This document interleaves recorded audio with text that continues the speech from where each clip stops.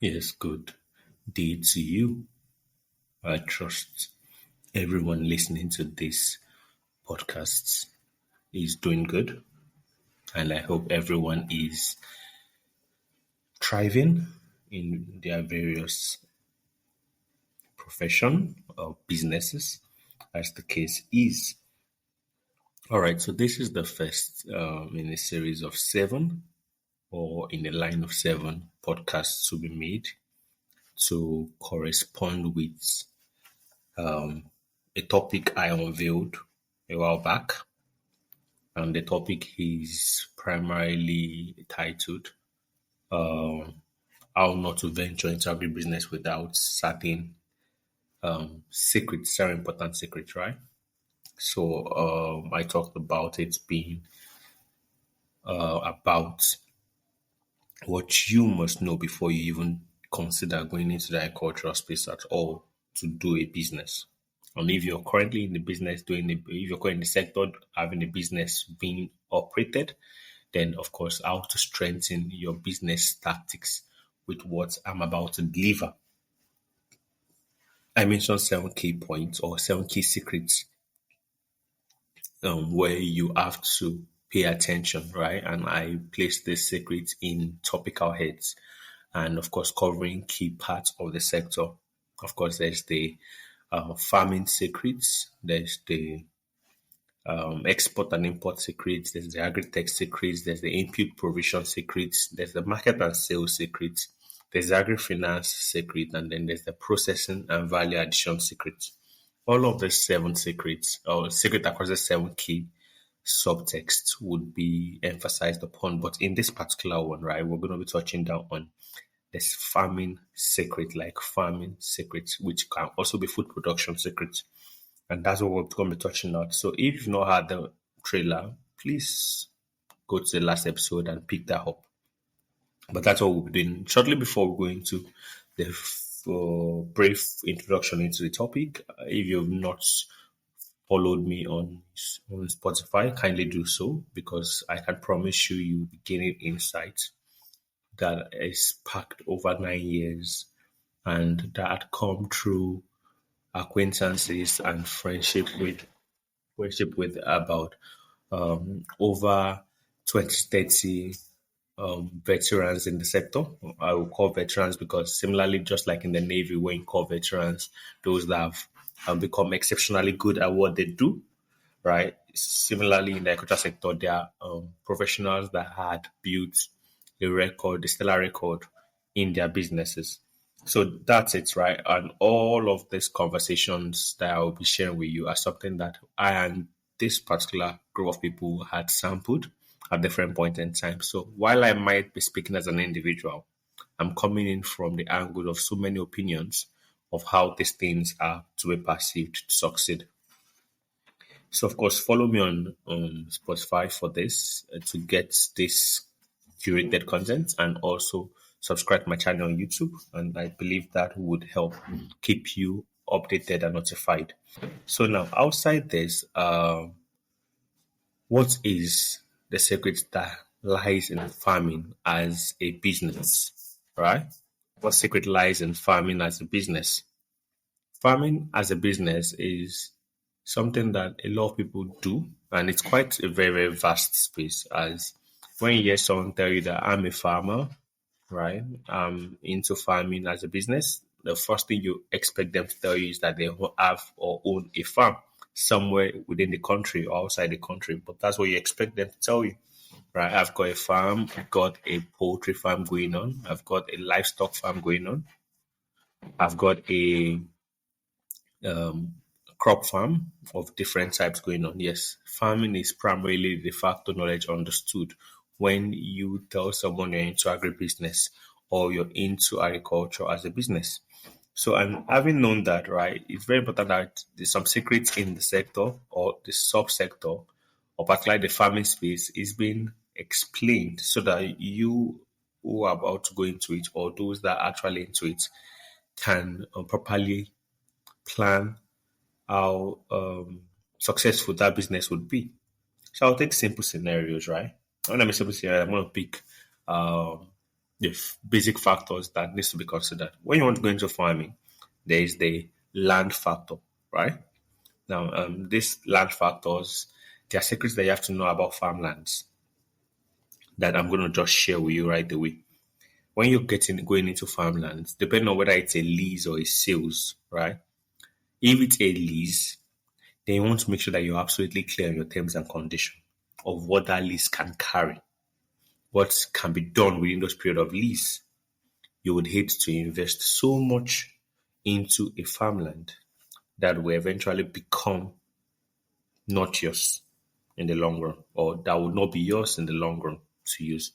And if you want to take on capital expenditures in that land, you want to be very clear how long you can have access to that. Because if you're going to put a fixed cost on the land, you want to make sure that you're able to recuperate that fixed cost alongside the variable costs. So if you're going for a lease, you want to be clear on the terms. So I suggest that if you're going into a lease agreement, please have a deed of agreement in place and that ties to that person. It has to be in writing. That's very key. Similarly, how for those going for a land purchase have to have or has to have a deed of assignment, right? Deed of assignment. Similarly, that when you're going to lease, you have to have a deed of agreement. Now that's that.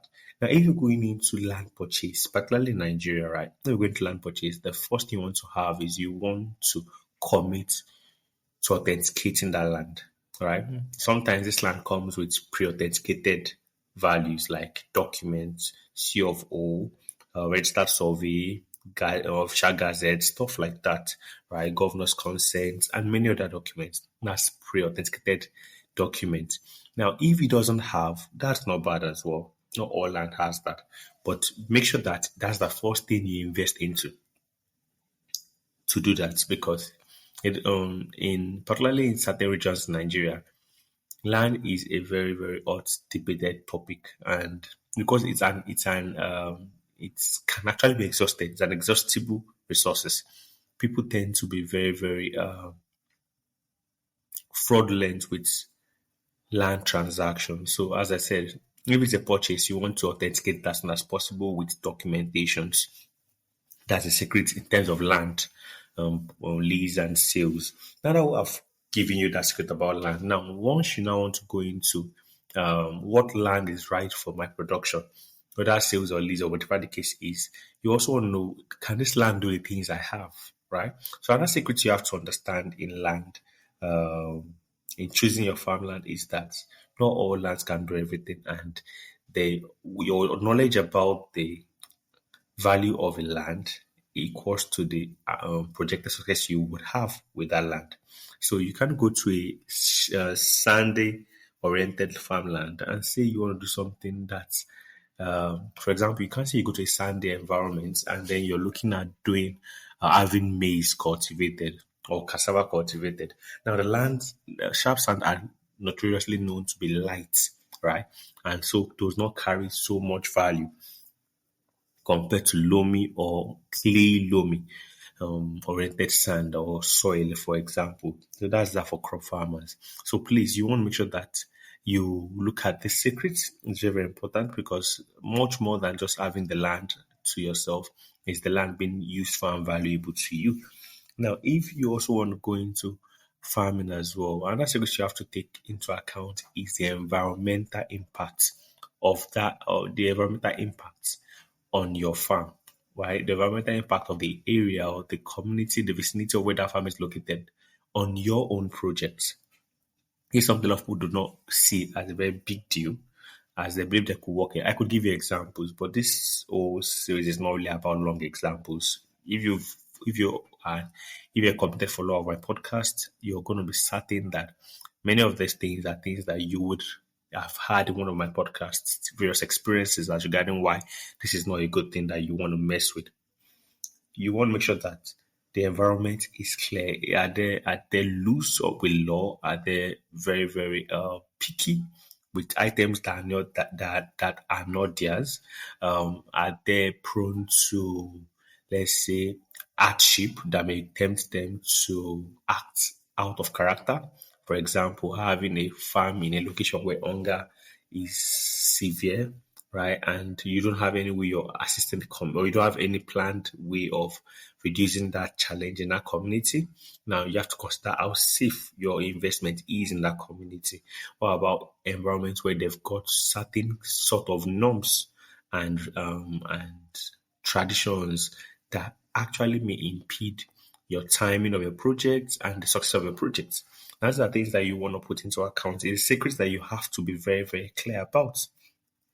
Outside that as well, now you start activities, you start production, or you start your farming, as the case may be. Now, the next thing secret you want to have is who are the people you're working with, whether locals or hired hands. You want to make sure that these people are the right people. Else, your project could suffer for it. And these are things that are key. Then, lastly, the secret you must understand is that the success of your project or farm starts and ends with you, right? It starts and ends with you. So how much knowledge you've got about that particular product is very important. Now, if you don't have any industry knowledge about what you're getting into, that's fine.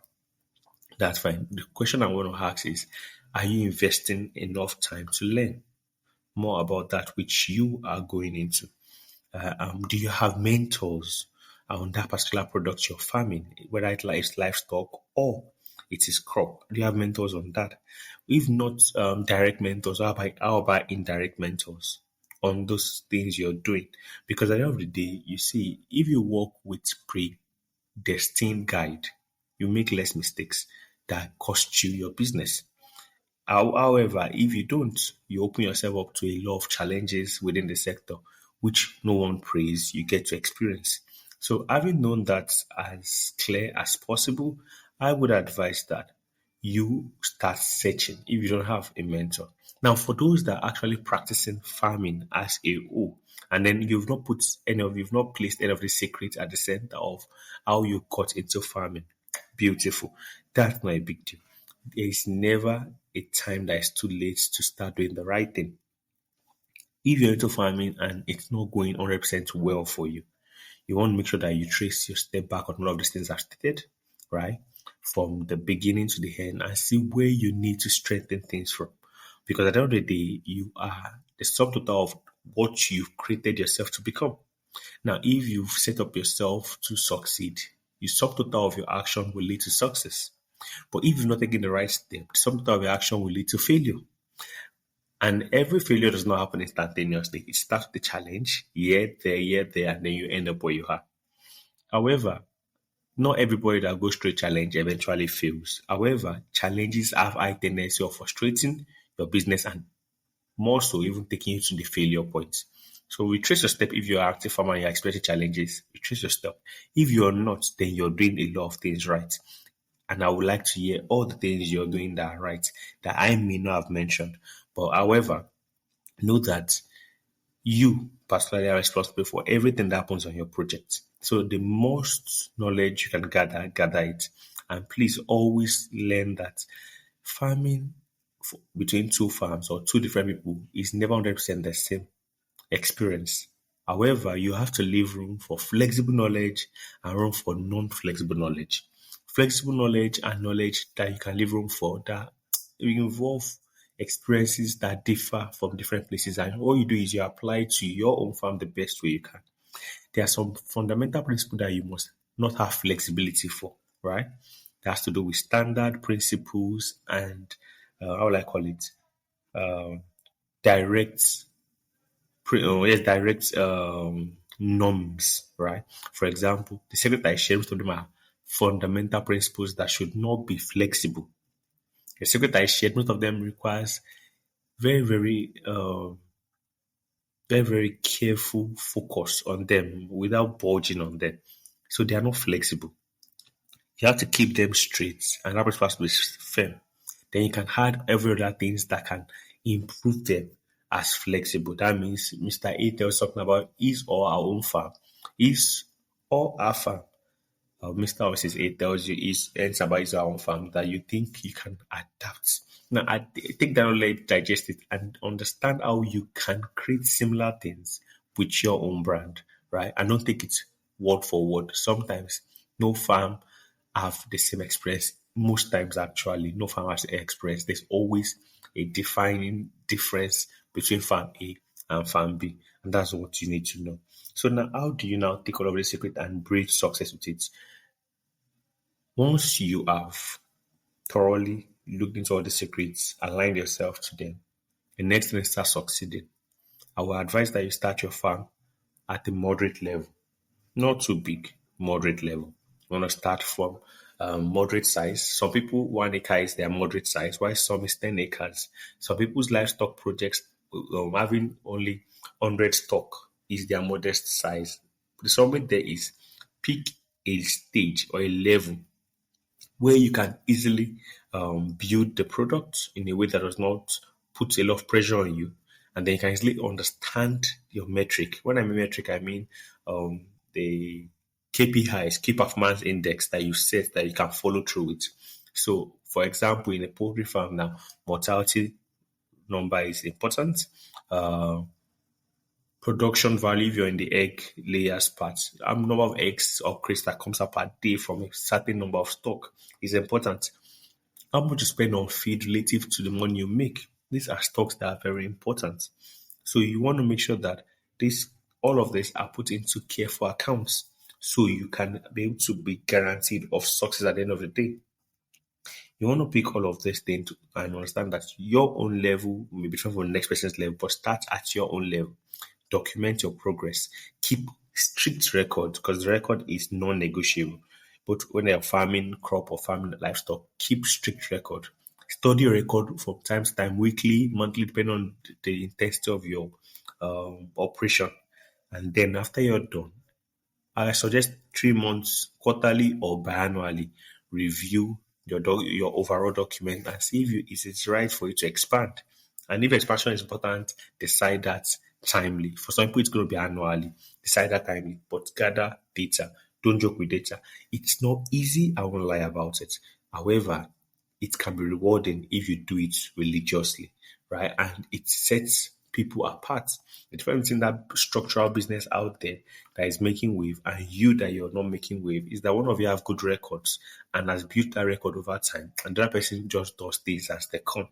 You don't want to be the one that does things as they come. You don't want to do things the way they arrive. You want to have records. So each time you're doing something, you're improving gradually. So you might have done it rough in the first year. Because of a record in the first year, you're refining better and you're doing it much better in the second year. And at the third year, you're becoming more structural. And the sixth year, you're already patterned. And there's a way that everything has to go and how they work for you. And that's something that I want you to put in mind. Once you can do this, you're guaranteed of success. Now, a myth I must debunk is that 90% of the farms that start in Nigeria do not break even in their first year. 90%. And only about 30% break even in the second year. Even more grimier, in the first 5 years of farming, only about 60% of the farm can start saying boldly that they are recording a level of profit, not revenue, profits. Revenue could come in for everybody, but only about 50-60% of the businesses that go into farming after 5 years can boast of making profits.